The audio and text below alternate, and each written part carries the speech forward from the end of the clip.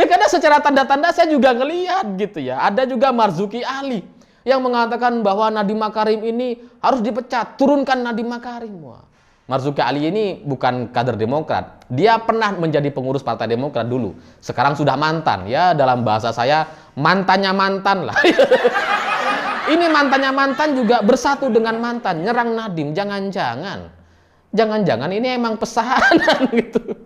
Emang ada unsur-unsur politiknya untuk menggantikan Nadiem atau untuk membangun narasi bahwa Presiden Jokowi itu gagal karena semuanya diserang gitu.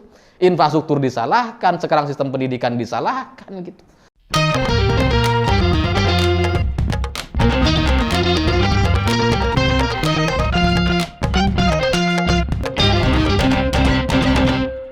Selamat malam para mantan, selamat malam untuk semua mantan-mantan kalian yang selalu mencari kebahagiaan dari luar dirinya, yang selalu merasa orang lain jauh lebih baik dari kita, padahal kita ini sudah yang terbaik sejak dulu sampai sekarang, sudah yang terbaik.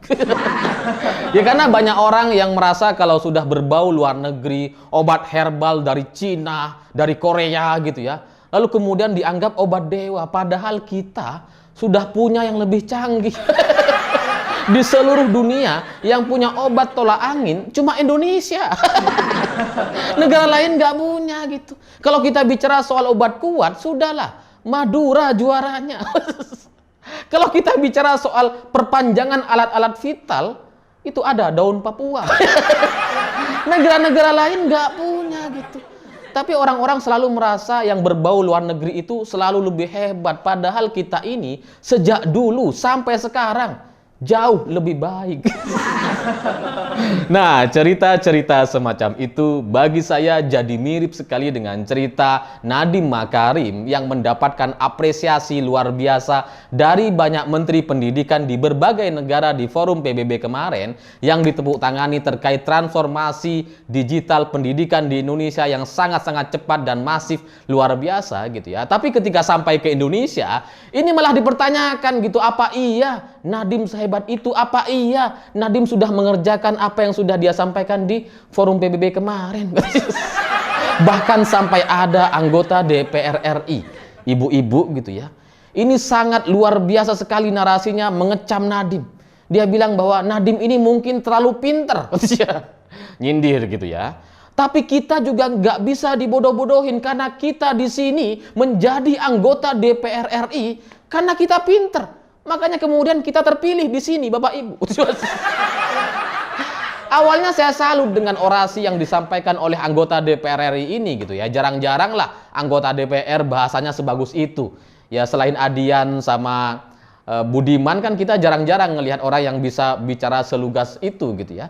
Tapi ketika dia ngerasa lebih pinter dan bahkan kayaknya merasa jauh lebih mengetahui pendidikan Indonesia dibandingkan Nadiem Makarim sebagai Menteri Pendidikan, ini kemudian menimbulkan tanda tanya bagi saya gitu ya. Apa iya dia pinter? Karena setelah saya telusuri ternyata dia adalah kader Hambalang. Bukan, kader Demokrat gitu. Ya Demokrat selalu apa ya, lebih terkenal Hambalang dibandingkan Demokrat. Kader Demokrat ternyata gitu. Dan setelah saya coba telusuri lagi, ternyata sebenarnya ibu ini dia nggak terpilih di pemilu 2019, dia nggak bisa menjadi anggota DPR RI sebenarnya gitu. Bahwa kemudian dia hari ini menjadi anggota dewan itu karena PAW, ban serep. Ada anggota dewan yang terpilih gitu ya, yang beneran terpilih mengundurkan diri gara-gara dia mau maju di pilkada wali kota Kupang. Namanya Jeffrey dari kader Demokrat gitu ya. Nah setelah dia mengundurkan diri, ada kekosongan, digantilah sama si ibu yang ini gitu, si Anita Gah ini. Jadi sebenarnya dia itu ban serep gitu, nggak terpilih dia. Tapi ngerasa dia terpilih karena pinter katanya. Lalu yang milih dia AHY. Emangnya AHY pinter? Tapi gara-gara saya jadi tahu orang ini adalah kader Hambalang, sebenarnya dia juga nggak terpilih gitu ya. Saya akhirnya maklum kenapa dia mencecar Nadiem Makarim gitu. Karena sebenarnya konten yang dia sampaikan gitu ya, yang terkait permasalahan-permasalahan seperti misalkan dia bertanya, apa dampak positif dari semua yang disampaikan oleh Nadiem Makarim di forum PBB kemarin itu kepada Indonesia katanya. Dia nanya apa dampaknya. Dia nggak tahu atau gimana.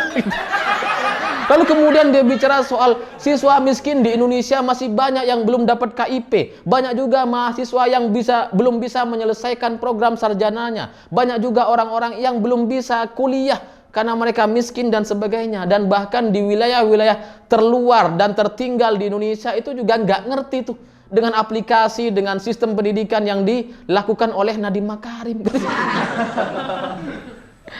Ini saya terus terang jadi ketawa gitu. Hahaha. Lah kok bisa gitu anggota DPR RI mendebat Nadiem, mencecar Nadiem dengan fakta-fakta yang nggak disampaikan sama Nadiem. Nadiem ini di PBB nggak bahas soal KIP, nggak bahas soal mahasiswa semua orang di Indonesia sudah bisa kuliah, nggak ngebahas soal itu. Yang dibahas Nadiem di forum PBB adalah transformasi pendidikan secara digital di masa-masa pandemi secara global gitu. Itu yang disampaikan oleh Nadiem. Itulah yang kemudian mendapatkan tepuk tangan. Sama sekali bukan KIP, sama sekali bukan mahasiswa miskin yang sudah bisa kuliah, nggak ada gitu. Dan Nadiem nggak mengklaim bahwa semua orang sudah dapat KIP, enggak gitu. Jadi kalau ibu ini kemudian mempermasalahkan KIP, siswa miskin dan sebagainya, nggak nyambung. Kecuali misalkan Nadiem mengklaim, oh kita semua rakyat Indonesia sudah kita kasih KIP semua. Padahal kenyataannya enggak. Nah boleh silahkan kalian protes soal ini. Tapi Nadiem kan menjelaskan transformasi digital, transformasi pendidikan Indonesia. Lah kok jawabannya malah nggak nyambung gitu. Nah kalau bicara soal pendidikan di Indonesia, soal ketimpangan gap antara kota dan desa, soal siswa miskin yang nggak bisa sekolah, soal KIP yang belum merata, soal mahasiswa yang belum bisa menyelesaikan sarjananya, ini sudah ada sejak berpuluh-puluh tahun yang lalu dan bahkan mungkin sampai berpuluh tahun ke depan masih akan ada gitu. Ya karena di mana-mana di seluruh dunia yang namanya orang miskin itu ada. Di Amerika juga banyak gitu ya. Negara yang katanya maju masih 55 juta orang miskinnya gitu. Jadi soal ketimpangan ini emang selalu ada. Tapi kemudian pertanyaannya, apakah kita mau memperbaiki atau hanya menjadikannya komoditas untuk kepentingan politik dan kampanye? Hanya untuk menyerang lawan politiknya atau orang-orang yang nggak disukai secara politik. Itu kan pertanyaannya gitu. Ya karena kalau buat yang belum tahu gitu ya, yang disampaikan oleh Nadiem itu kan soal aplikasi transformasi digital selama pandemi. Jadi ketika pandemi ini, banyak negara kaget, termasuk Indonesia juga gitu ya. Guru-guru itu kaget karena yang biasa masuk sekolah, yang biasa ngajar, terus kemudian semua harus dari rumah atau serba digital gitu.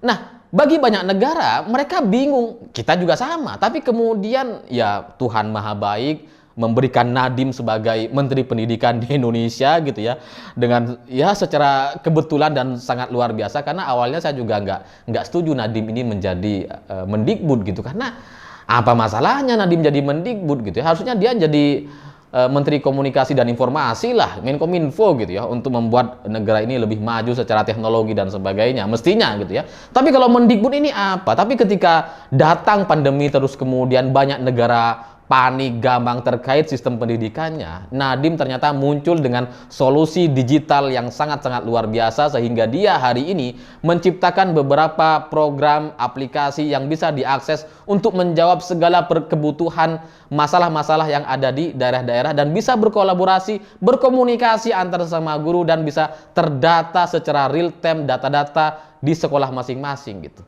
Itu yang dilakukan oleh Nadiem selama beberapa tahun terakhir ini. Ya mungkin itu juga jalan Tuhan yang membuat Nadiem menjadi Mendikbud kita di tengah pandemi ini, karena kemudian dia membuat sistem aplikasi yang bisa dijangkau oleh 1,6 juta guru di seluruh Indonesia. Memang nggak semua guru sudah menjangkau, baru 1,6 juta, lalu kemudian terhubung dengan 140.000 sekolah dan semua ini kepala sekolahnya dibimbing secara intensif oleh Kementerian Pendidikan dan dipantau perkembangannya gitu.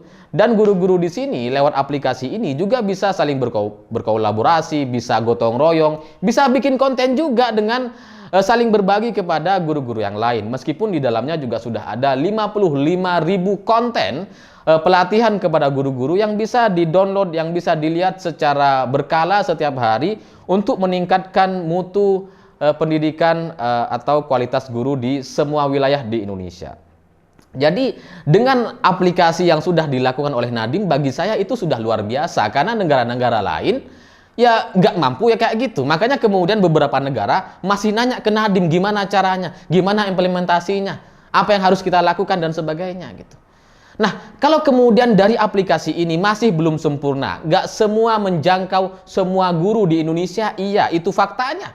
Sejak dulu emang kayak gitu kan, terjadi gap, terjadi perbedaan kualitas antara guru dari kota ke desa. Itu sejak dulu sudah ada. Apalagi ini soal teknologi, sehingga ini sangat erat kaitannya dengan jaringan atau infrastruktur. Ya kalau susah sinyal, susahlah kita mau belajar melalui sistem online pendidikan seperti ini. Tapi juga Nadiem sudah memberikan insentif, memberikan subsidi, bantuan laptop kepada tempat-tempat yang memungkinkan atau kepada guru-guru yang membutuhkan, sehingga mereka bisa bergabung lebih banyak, lebih cepat beradaptasi, dan supaya setara antar desa dan kota itu semakin kecil gapnya gitu.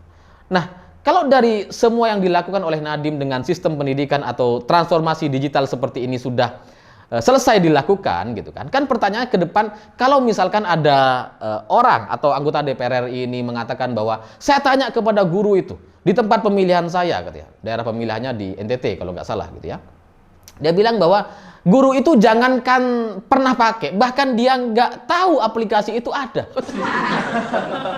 Ya dia harus ditanya dulu gitu, di situ ada sinyal atau enggak. Ya kalau nggak ada sinyal ya gimana dia caranya tahu. Tapi kalau di sana ada sinyal, ada listrik, ada aplikasinya, dia pegang HP, punya smartphone gitu ya, punya Android atau iPhone gitu. Kalau dia nggak tahu, pertanyaannya kenapa dia nggak tahu? Itu yang harus ditanyakan, bukan malah menyalah-nyalahkan Nadiem gitu. Kalau ada orang nggak tahu ya kasih tahu lah gitu.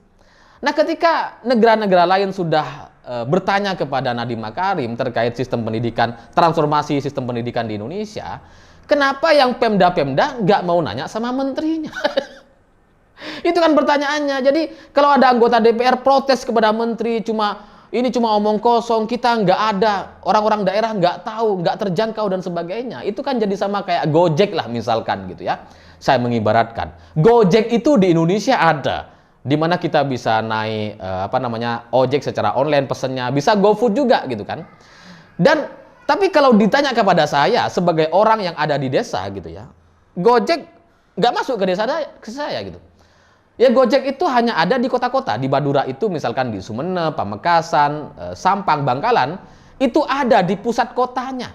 Tapi kalau ke rumah saya yang cukup agak pelosok gitu ya, nggak masuk itu, saya nggak bisa pesen. Nah, apakah kemudian saya bisa bilang bahwa sebenarnya Gojek itu nggak ada, omong kosong semuanya? Ya nggak bisa gitu. Faktanya memang ada di kota-kota, bahwa belum masuk ke desa-desa, iya. Itulah yang harus kita perbaiki bersama-sama. Gimana caranya? Kolaborasi gitu. Ini kalau ibu ini anggota DPR katanya pernah reses, pernah kunjungan ke daerah, ya tanyalah kenapa kok bisa nggak tahu, kok bisa nggak masuk, kok bisa belum terhubung dan sebagainya, apa yang kurang. Itulah yang harus diperbaiki. Bukan cuma nyalah-nyalahin si menteri. Kalau Pemdanya nggak tahu, tanya kenapa Pemda kok bisa nggak tahu gitu. Kalau nyalahin menterinya, menteri itu cuma satu, menteri pendidikan itu cuma satu gitu. Ya nggak bisa dia kerja sendiri. Makanya di daerah-daerah itu ada namanya dinas pendidikan. Itulah yang juga harus digerakkan, ditanyakan gitu. Lah kalau cuma nyalahin menterinya gitu ya, ya salah. Sampai kapanpun ini permasalahan nggak akan selesai gitu. Nah pertanyaannya, kita ini hanya mau berbicara atau hanya mengkritik atau menyerang orang-orang yang berbeda haluan politik. Ya karena Nadiem ini kan dekat dengan Bu Mega, sempat ketemu dengan Bu Mega gitu. Makanya kemudian sama Demokrat diserang-serang gitu kan. Ya kalau cuma urusannya orientasi politik, maka masalah ini nggak akan selesai. Tapi kalau kita mau negara ini maju, mau menyelesaikan permasalahan ini, ya kolaborasi jawabannya. Anda sebagai anggota DPR RI, Coba cek ke lapangan. Jadi bukan cuma mendengarkan aspirasi, bukan cuma mendengarkan keluh kesah masyarakat gitu, tapi juga menyelesaikan permasalahan-permasalahan yang ada. Ini sistemnya sudah ada, aplikasinya bisa di-download. Anda juga bisa mendownload aplikasinya dan bisa menggunakannya secara bebas, gratis sampai kapanpun, kata Pak Nadiem gitu ya. Ini bukan punya vendor, bukan punya perusahaan swasta, tapi ini punya Mendikbud yang bisa digunakan sampai kapanpun. Jadi ya ini harus kita sosialisasikan gitu. Kalau ada guru yang nggak tahu, jangan salahin menterinya, tanya gurunya kok bisa nggak tahu. Anda itu guru, bukan tukang bangunan. Kalau tukang bangunan nggak tahu ya nggak apa-apa. Tapi kalau guru ya harus tahu gitu. Ya karena yang harus diupdate kan sumber daya manusianya juga gitu. Saya setuju sih kalau ada orang yang bilang bahwa Pak Nadiem itu bukan cuma bikin aplikasi, harusnya tugas dia itu bukan cuma bikin sistem. Setuju saya gitu. Harus membangun sumber daya manusianya lebih baik dan sebagainya. Saya setuju. Ya tapi aplikasi ini, teknologi inilah yang menyatukan, yang bisa menyamakan, yang bisa menyetarakan supaya nggak ada gap lagi antara kota dan desa. Sama seperti saya gitu. Saya bisa berbicara seperti ini, bikin YouTube dan ditonton oleh ratusan ribu orang gitu ya, yang setiap hari ada aja orang nonton gitu. Ya itu karena teknologi. Kalau kita bicara soal tempat, saya di pelosok desa di Madura. Yang Gojek belum masuk ke desa saya. Yang saya masih belum bisa pesan GoFood gitu. Itu saya gitu. Tapi karena teknologi yang sudah semakin canggih, semakin maju, IndiHome sudah masuk ke desa-desa, makanya kemudian kita bisa bersua seperti ini gitu. Nah jadi kesimpulan saya, pertanyaan saya gitu ya, si Anita Gah ini sebenarnya mau menyelesaikan permasalahan atau dia cuma mau bicara soal politik gitu. Karena kalau bicara soal politik ya jelas dia Demokrat, Nadiem ya bukan Demokrat, Nadiem dekat dengan Bu Mega, dengan PDI Perjuangan, dan itu emang dua partai yang selalu berseteru gitu. Yang satunya harus lebih besar PDI Perjuangan, sementara Demokrat ya harus kayak Hambalang, mangkrak, nggak terpakai gitu ya. Ya karena secara tanda-tanda saya juga ngelihat gitu ya. Ada juga Marzuki Ali yang mengatakan bahwa Nadiem Makarim ini harus dipecat, turunkan Nadiem Makarim. Wah. Marzuki Ali ini bukan kader Demokrat. Dia pernah menjadi pengurus Partai Demokrat dulu. Sekarang sudah mantan. Ya dalam bahasa saya mantannya mantan lah. Ini mantannya mantan juga bersatu dengan mantan, nyerang Nadiem. Jangan-jangan ini emang pesanan gitu. Emang ada unsur-unsur politiknya untuk menggantikan Nadiem atau untuk membangun narasi bahwa Presiden Jokowi itu gagal karena semuanya diserang gitu. Infrastruktur disalahkan, sekarang sistem pendidikan disalahkan gitu. Padahal dari apa yang disampaikan oleh Nadiem itu sudah sangat luar biasa jelas, sangat jelas gitu. Nadiem nggak bicara soal KIP, nggak bicara soal mahasiswa yang semuanya sudah kuliah, enggak. Dia bicara soal transformasi digital pendidikan di Indonesia. Inilah yang harus kita apresiasi dan harus kita akui gitu. Kalau kalian bilang saya nggak bisa tepuk tangan, ya karena kalian nggak tahu. Lah kalau jadi anggota DPR nggak tahu, lah terus ngapain Anda jadi anggota DPR? Ya meskipun sudah hanya jadi anggota DPR karena ban serep, karena PAW gitu, ya tetap aja harus belajar dong, harus mencari tahu gitu.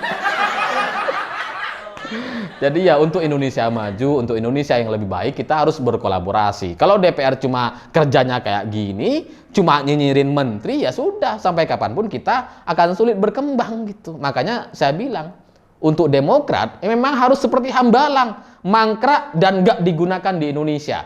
Saya pikir itu. Terima kasih sudah menonton. Jangan lupa subscribe, like, dan komen. Begitulah kura-kura.